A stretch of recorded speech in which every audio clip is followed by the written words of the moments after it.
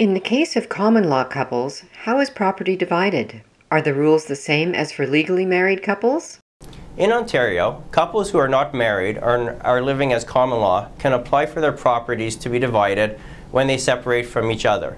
The law and the process for them is different from a married couple and can get quite complex because the couples may have to provide extensive accounting evidence of which of them did what and who paid for what during their common law relationship. This accounting exercise can go back 10 to 20 years. It is difficult to determine the intent of the couple regarding the purchase and sharing of property many years after the relationship has begun. Typical example, a common law couple has lived together for 10 years. A house is in one partner's name. The other partner gave up employment during the relationship to raise the couple's children and to supervise and participate in home renovations.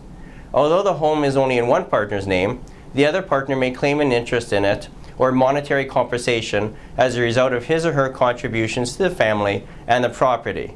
In other words, the home is considered to be what is called a joint family venture. In the event of a dispute, the court will have to decide whether a piece of property or the value of property was obtained as a result of a joint family venture.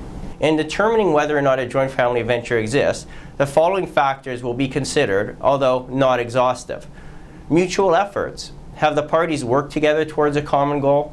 This may include consideration of the pooling of efforts and teamwork, decisions to raise children together, and the length of the relationship. Economic integration.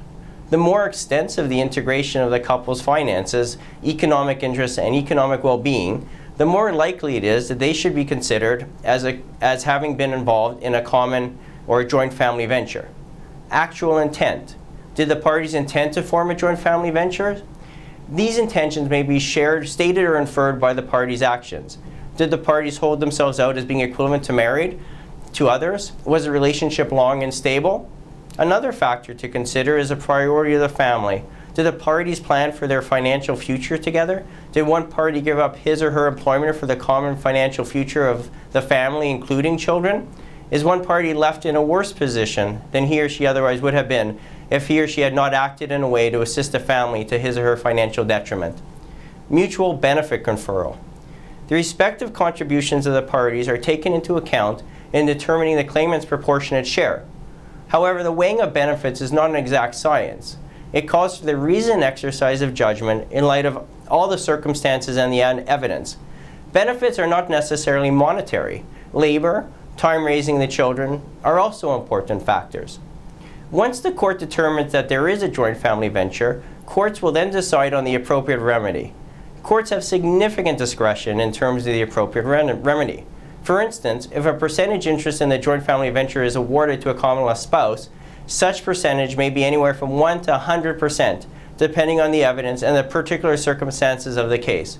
Alternatively, the court may award that monetary compensation is sufficient instead of giving an ownership interest in the property.